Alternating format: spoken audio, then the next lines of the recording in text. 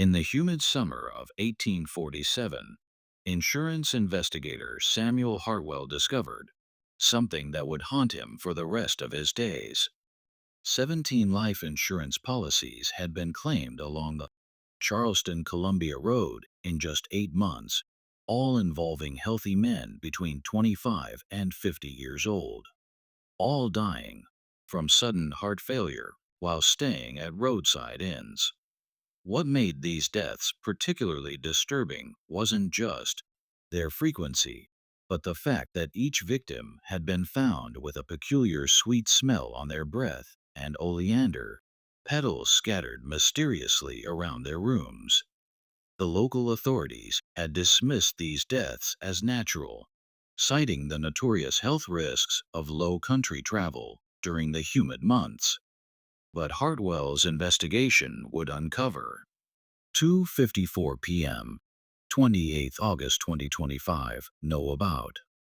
Please replace the script of following story completely without skipping any word, rephrase each and everything word and give heading related to story. 3:16 p.m., 28th August 2025. Know about. The deadly hospitality of Charleston. In the sweltering summer of 1847, insurance investigator Samuel Hartwell stumbled upon a mystery that would shadow him for the rest of his life. Within just 8 months, 17 life insurance claims had been filed along the Charleston Columbia Road. Each involved seemingly healthy men between the ages of 25 and 50. Each man had been struck down by sudden heart failure while lodging at roadside inns. What made the cases chilling wasn't only their frequency. Every victim had been discovered with an oddly sweet fragrance lingering on his breath and oleander blossoms scattered around the room in strange disarray. Local officials brushed these incidents off as natural deaths, citing the dangers of travel through the Low Country's oppressive climate. Yet Hartwell's investigation soon exposed a deliberate pattern of murder, cold, systematic killings orchestrated by an entirely unexpected culprit. His findings would forever tarnish Charleston's perception of the refined hostesses who welcomed travelers with a smile and a glass of tea. Each death mirrored the others. Respectable businessmen would arrive after long journeys, exhausted and seeking rest. They were met with tender concern, offered special restorative remedies by attentive innkeepers, and within hours they were dead. Insurance payouts from these tragic coincidences had already exceeded $85,000, a vast fortune flowing to someone who had cleverly orchestrated the deaths, while families mourned without suspecting foul play. Before we uncover the tale of the 6 Mile Wayfarer house and the woman who turned Southern gentility into a murderous craft, don't forget, if you enjoy tales of forgotten American horrors, subscribe to our channel and share in the comments what state you're listening from.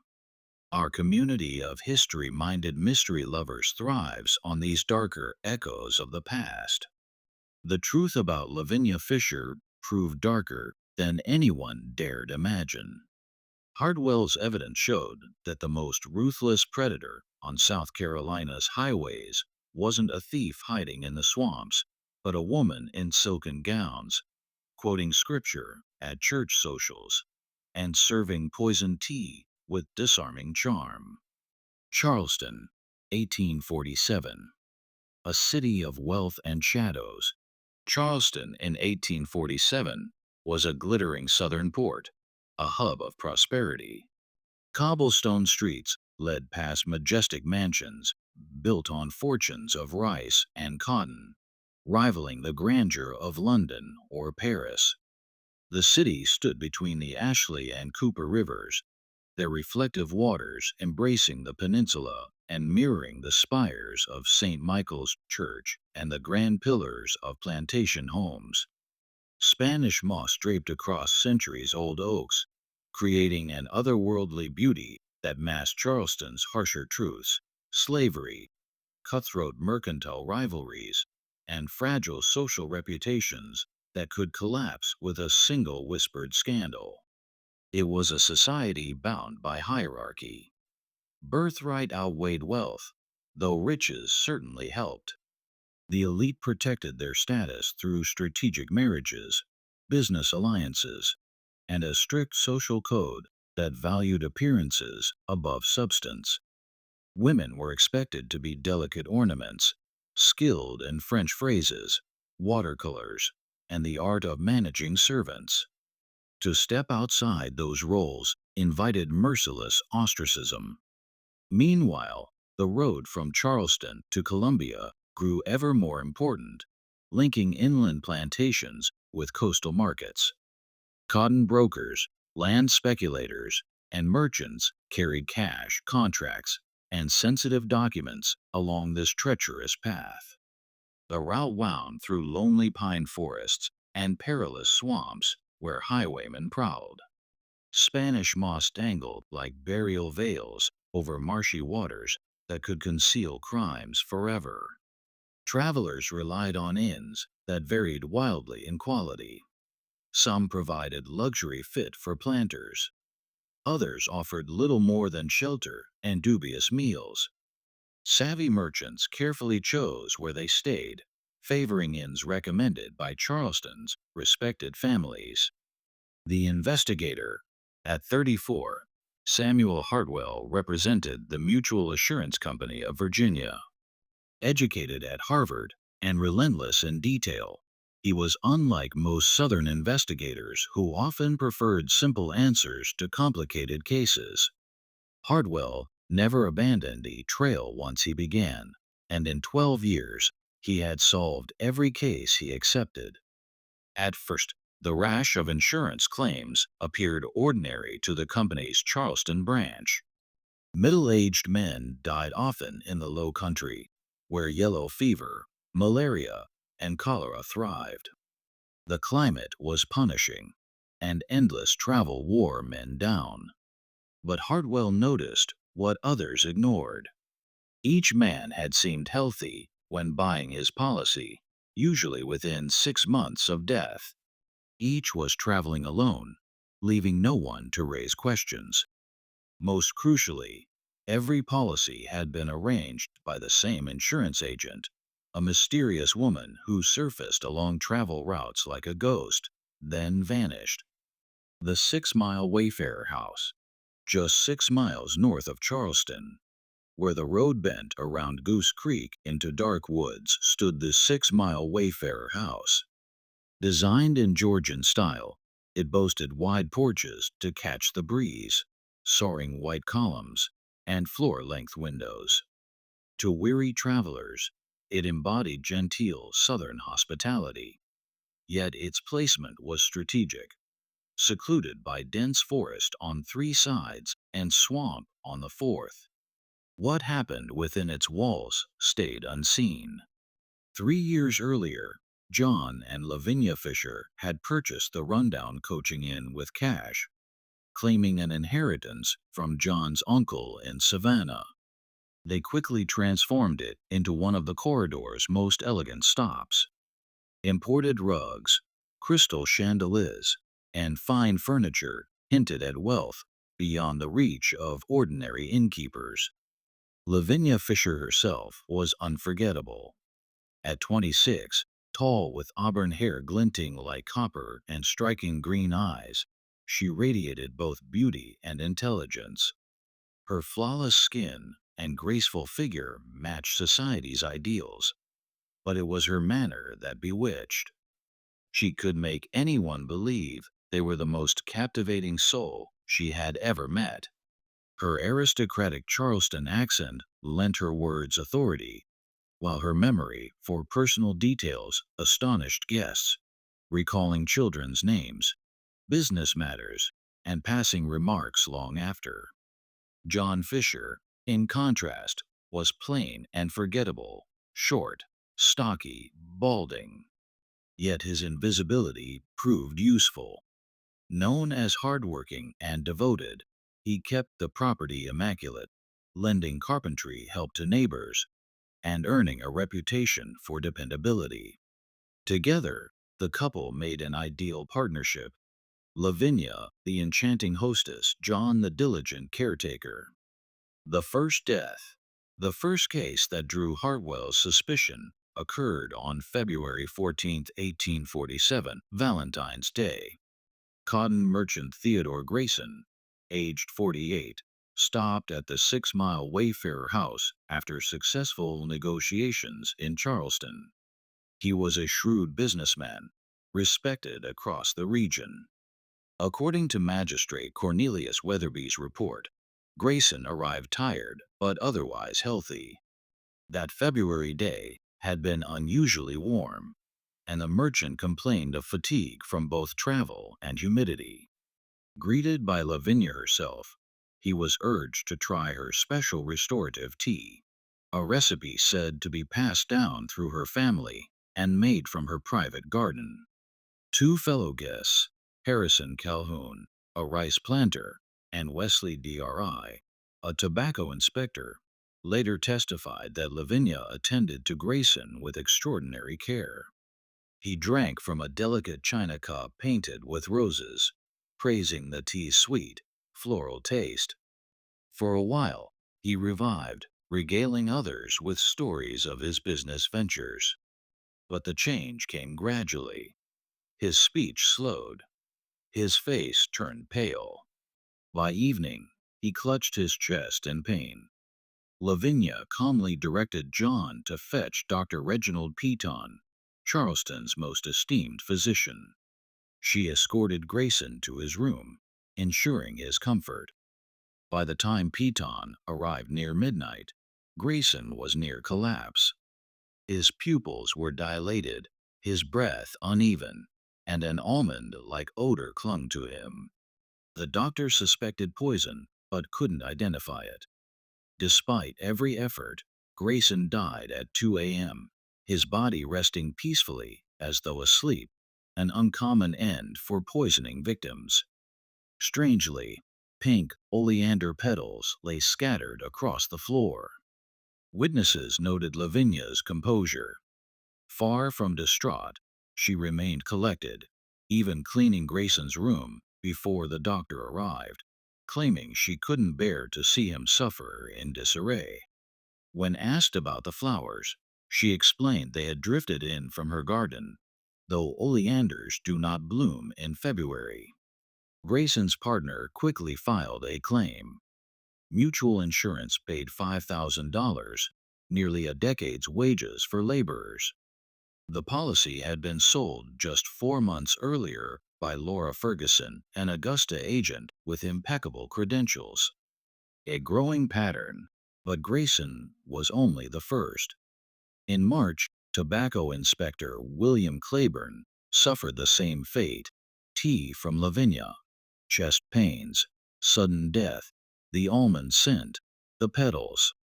Dr. Peton noted the similarities, but attributed it to chance. April claimed land surveyor Edgar Beaumont, followed in May by two more victims, rice planter James Ruthold and merchant Thomas Bellingham. By then, whispers spread of a curse upon the 6-Mile Inn. Yet the Fishers remained admired. Lavinia was praised for church donations, sewing circles, and even nursing neighbors during disasters. John's carpentry and selfless aid earned him respect. Together, they appeared the model Christian couple. But Hartwell, digging through insurance records, uncovered chilling evidence. Many of the dead had purchased policies from the same woman, Laura Ferguson, a widow from Augusta who claimed to sell insurance after her husband's fatal accident. Her sales record was extraordinary, over $200,000 in coverage in under 2 years. Clients described her as beautiful, tall, auburn-haired, green-eyed, with a melodic voice and remarkable intelligence. Every description matched Lavinia Fisher. The Trap. By June, 3 more men died in 1 week. Plantation overseer Daniel Thornton, cotton broker Robert Sinclair, and tobacco merchant George Peton.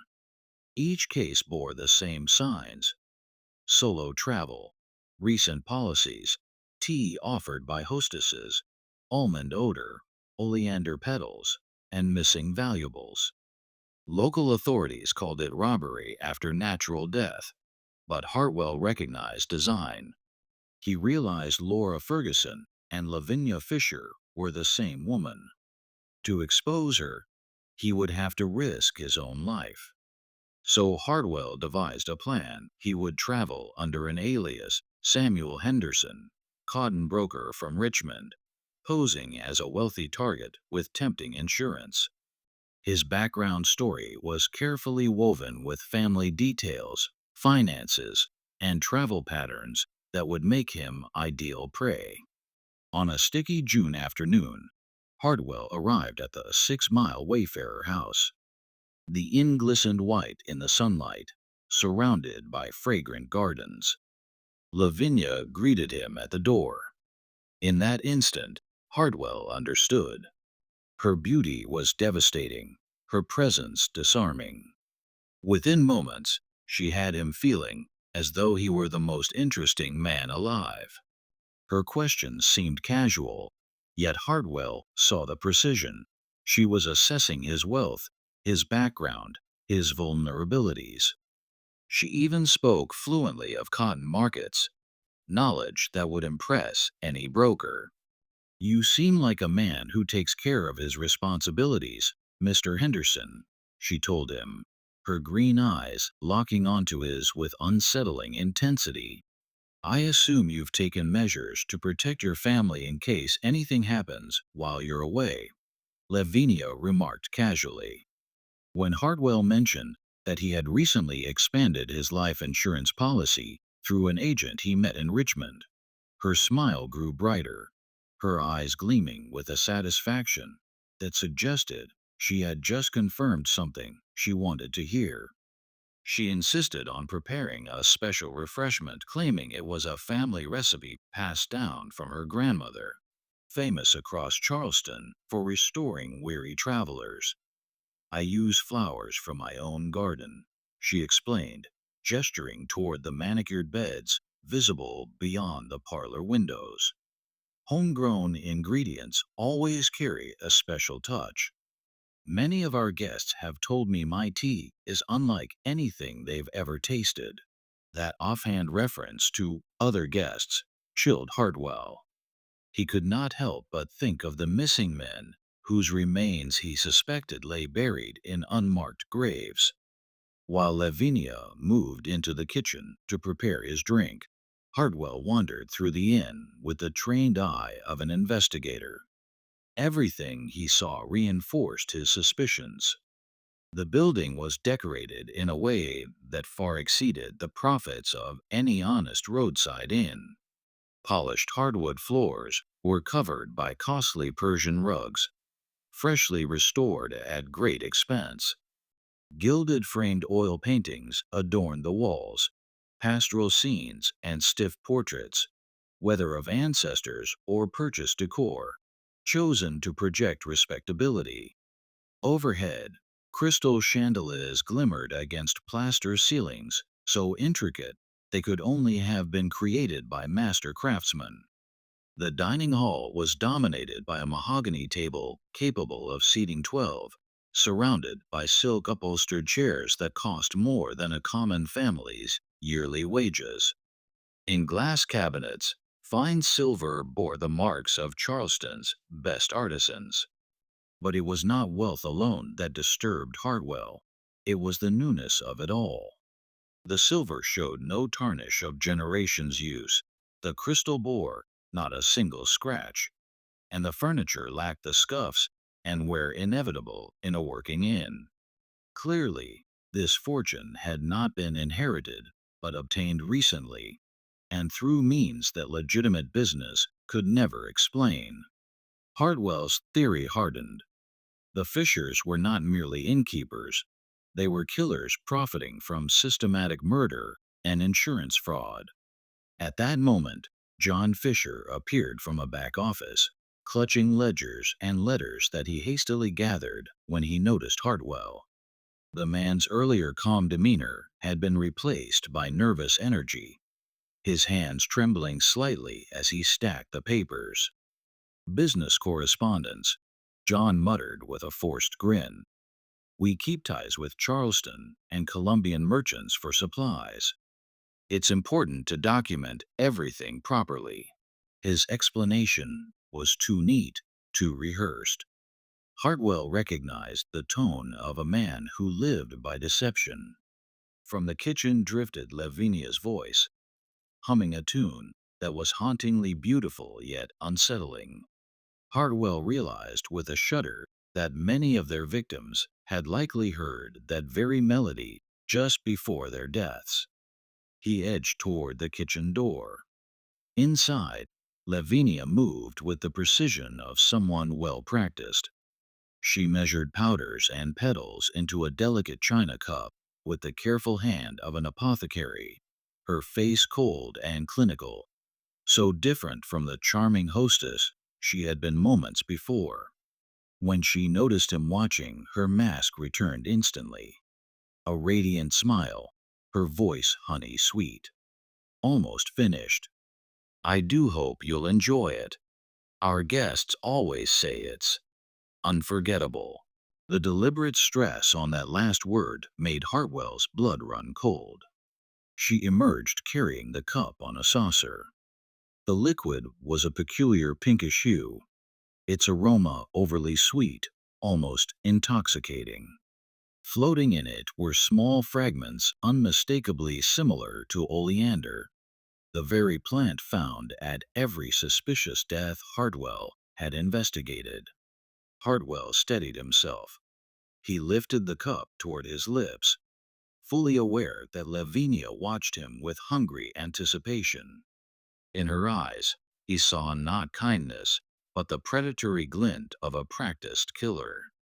He realized, with terrifying clarity, that her beauty, her piety, her southern grace, all were weapons crafted to disarm and lure victims. At the last moment, Hartwell faked a stumble, spilling the tea across the priceless rug. He apologized profusely, masking his intention. The sweet, suffocating aroma filled the air, revealing the truth in its scent. Lavinia's mask cracked. A flicker of unrestrained fury twisted her face into something monstrous before she forced her composure back into place. What a pity, she said smoothly. You've missed grandmother's recipe. Perhaps fatigue has unsettled you. I'll prepare another. Hartwell declined with feigned embarrassment, insisting on rest before any refreshment. As she bent to clean the mess, the evidence became undeniable. Pink oleander petals lay stark against the dark Persian weave. At the same moment, John Fisher appeared in the doorway, his posture taut, his eyes shifting between Hartwell and his wife with the precision of a man used to violent coordination. Is everything all right, my dear? He asked, though clearly already aware. Our guest is merely weary.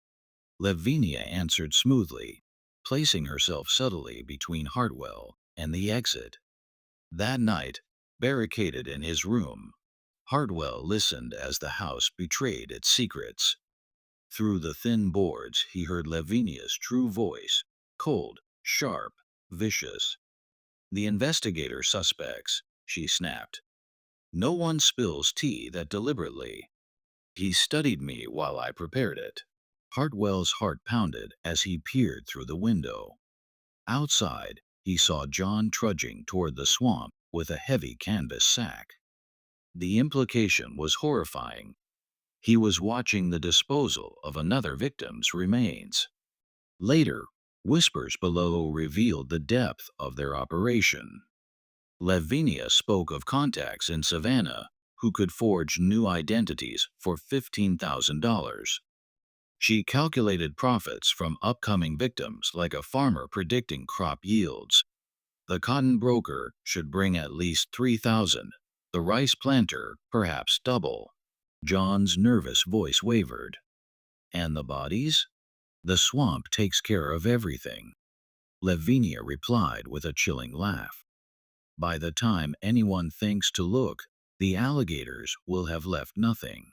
By dawn, Hartwell had a clear picture of their scheme.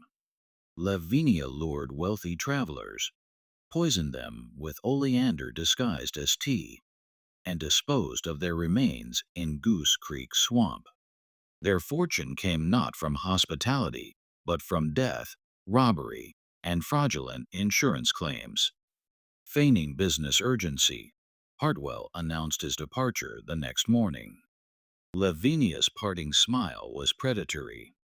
"I do hope we meet again, Mr. Henderson." "We shall," Hartwell promised, though silently vowing their next meeting would be in court. The Fall of the Fishers. On July 3, 1847, John and Lavinia Fisher, real name Sorrells, were arrested. Hartwell's evidence, paired with a search of the inn, revealed 23 murders over 3 years. Ledgers detailed victims' wealth, insurance policies, and even Lavinia's cold experimentation with poison recipes. Investigators uncovered jewelry, watches, and thousands in cash. More horrifying were fragments of human remains in Goose Creek Swamp, confirming the swamp had indeed been their graveyard. Lavinia's hidden laboratory revealed her to be a scientist of death, cultivating oleander, foxglove, and castor beans, recording dosages and symptoms with chilling precision. Their trial shocked South Carolina.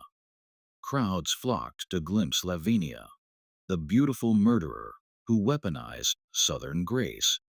Her final words before execution were chilling. "Men are such fools. They never see the poison behind a smile." John was hanged on August 18th. Lavinia followed 2 days later, one of the first women executed in the state. She remained defiant to the end, regretting only that she had not perfected her methods further. The 6-mile Wayfair house was abandoned, decaying rapidly as if cursed by the evil it had housed. Rumors of hauntings lingered for decades. Hartwell's investigation transformed the insurance industry and law enforcement across the South, exposing a vast criminal network tied to the Sorrells. Though some accomplices escaped, the case became a landmark in organized crime prosecution. Years later, Hartwell reflected that he had nearly become their final victim, saved only by his refusal to drink that fateful cup of tea. The story of Lavinia Sorrells remains a dark reminder. Even society's most sacred virtues, hospitality, piety, feminine grace, can be twisted into deadly weapons in the hands of those who understand how to exploit trust.